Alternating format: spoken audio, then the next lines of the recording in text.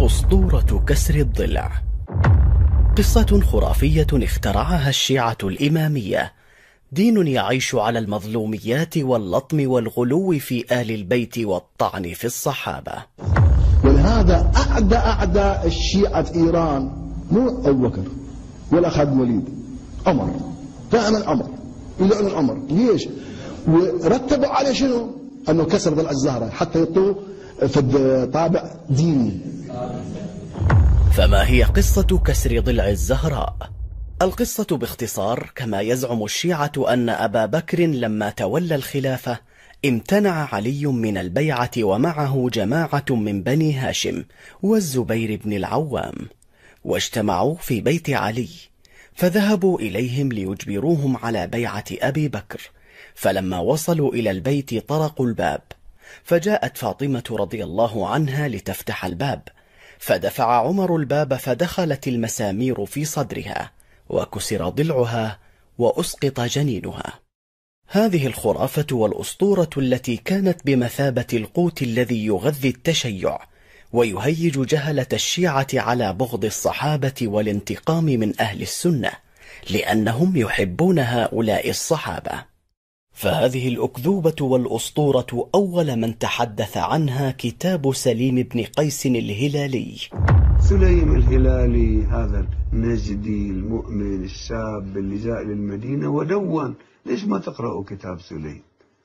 قال سليم: قلت يا سلمان هل دخلوا ولم يكن استئذان؟ دفعوا الباب ودخلوا. في الواقع هم لما جاءوا إلى باب الزهراء سلام الله عليها وأحست بهم، أمير المؤمنين مريد يظهر حتى لا يصطدمون به، وزهراء وقفت في وسط الدار ما فتحت الباب وقالت: يا رسول الله ماذا لقينا من ابن أبي قحافة وابن الخطاب بعدك؟ يا عمر جئت لتحرق دارنا؟ قال: نعم. هكذا كان. دفعوا الباب هم، هي جاءت لاذت وراء الباب. قال سليم: قلت يا سلمان هل دخلوا ولم يكن استئذان؟ قال: بلى وعزة الجبار وما على الزهراء من خمار، وفاطم لاذت لكنها لاذت وراء الباب رعاية للستر والحجاب، ومذ رأوها عصروها عصرة كادت بنفسي أن تموت حسرة. هذا المهاجم الذي هاجم الدار وانتهك حرمة رسول الله صلى الله عليه وآله، شنو شخصيته؟ ما هي نفسيته؟ إذا اكتشفت من خلال الحقائق التاريخية أن هذا الرجل رجل فظ غليظ، المرأة الحامل عندما تراه تسقط حملها هالشكل. ورتبوا عليه شنو؟ أنه كسر ضلع الزهرة حتى يعطوه في طابع ديني. لا يزالون يذكرون الزهراء عليها السلام بالجانب المأساوي.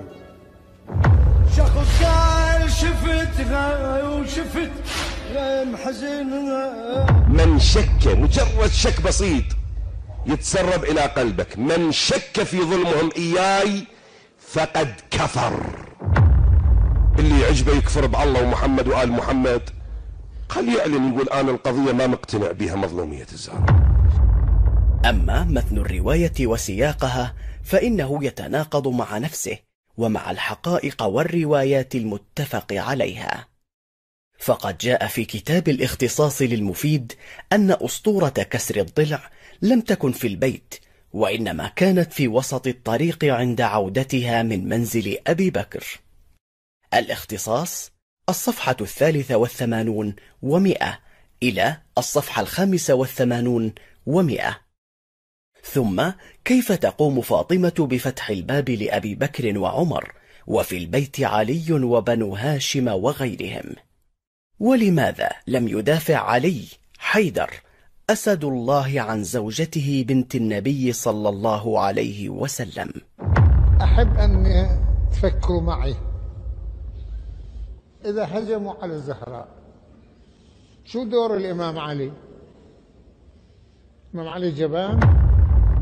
وأيضا فإن الرواية تقول بأن إسقاط المحسن وموت فاطمة رضي الله عنها قد حدث إثر هجوم أعوان الخليفة الأول في الأيام الأولى التي تلت رحيل النبي صلى الله عليه وسلم، ثم بعدها لم تخرج فاطمة من بيتها حتى ماتت. تقول الرواية: فلم تزل صاحبة فراش حتى ماتت صلى الله عليها من ذلك شهيدة.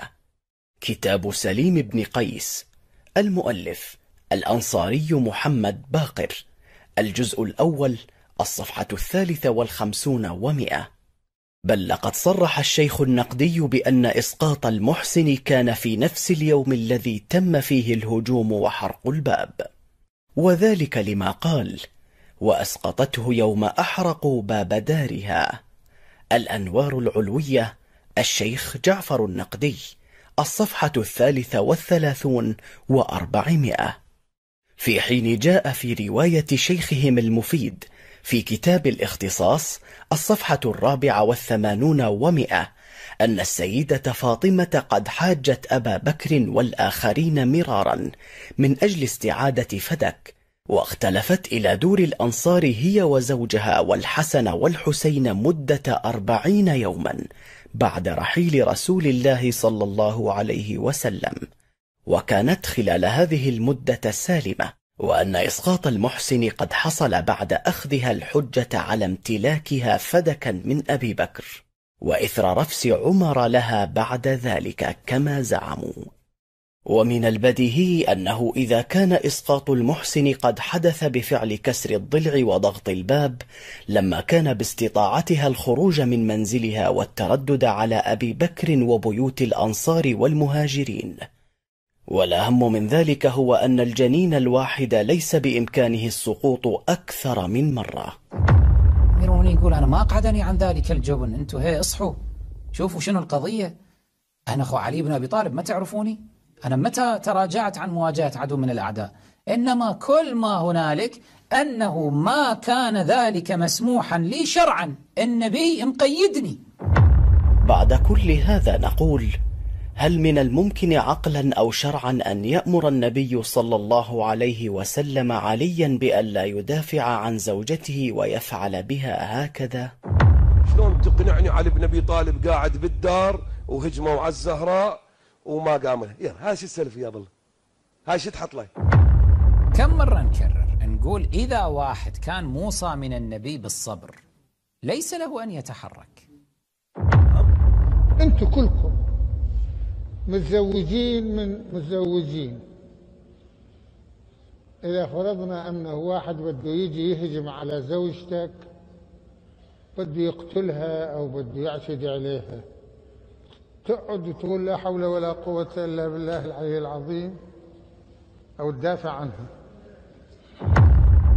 تصبر وتتحمل إلى أن تلقى ربك، وإحنا ناخذ بحقك يوم القيامة. هذا الأمر لو حدث يكون نقضا لضرورة من الضرورات الخمس التي جاء بها الإسلام ليحافظ عليها، فيكون هذا الفرع مبطلا للأصل، وهذا لا يجوز إجماعا.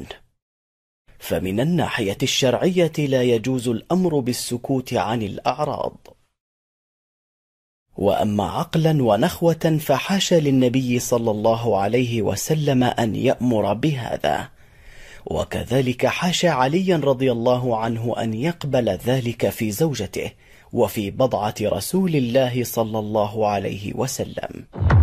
إذا ما دافعت عن زوجتك شو بيقولوا الناس عنك؟ هذا واحد. اثنين، لم يكن علي وحده في البيت، كان هناك جماعة من بني هاشم، حتى قيل أنه زبير ابن عمة الإمام علي خرج مسلطا سيفه إلى الخارج، ما كانوا داخلين للداخل.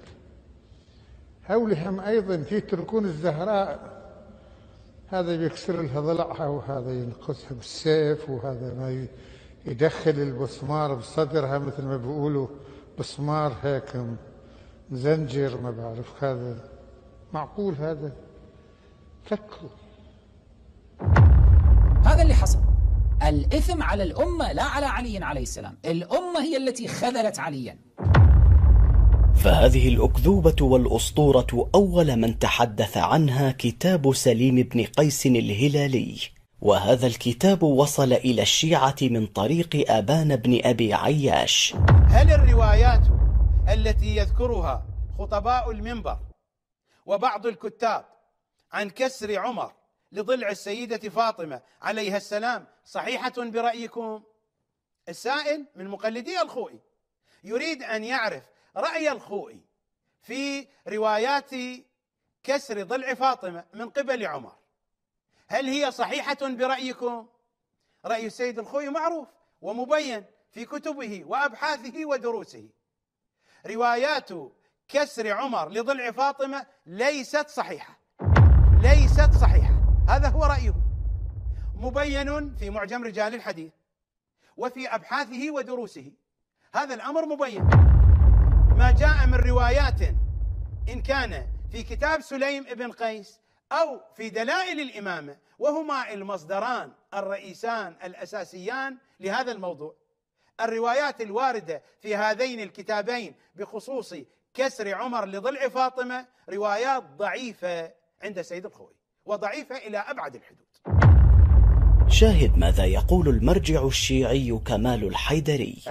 الشيخ المفيد أعزائي التفتوا جيدا في كتابه تصحيح اعتقادات الإمامية، موسوعة الشيخ المفيد رقم 5 تصحيح اعتقادات الإمامية، في الصفحة 149 هذه عبارته، يقول: وأما ما تعلق به أبو جعفر يعني الشيخ الصدوق من حديث سليم الذي رجع فيه إلى الكتاب المضاف إليه برواية أبان بن أبي عياش، فالمعنى فيه صحيح، يعني ما ذكره صحيح لأن توجد شواهد، غير أن هذا الكتاب غير موثوق به ولا يجوز العمل على أكثره.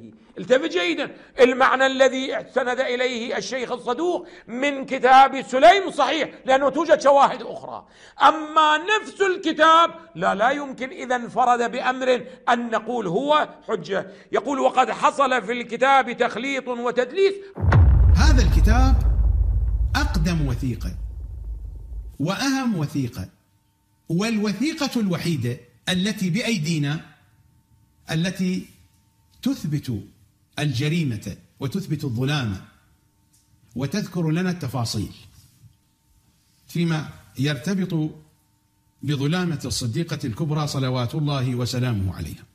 السيد الخوئي من صفحة 226 يتحدث عن سليم بن قيس إلى صفحة 238.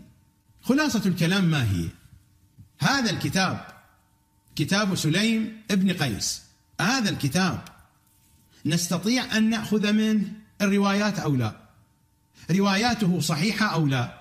الخلاصة هنا في صفحة 237: وكيفما كان، مرت تفاصيل وإشكالات وردود ودفوع، وكيفما كان فطريق الشيخ يعني الشيخ الطوسي إلى كتاب سليم بن قيس بكلا سنديه ضعيف، فالكتاب ضعيف، رواياته ضعيفة ليست صحيحة برأي السيد الخوئي.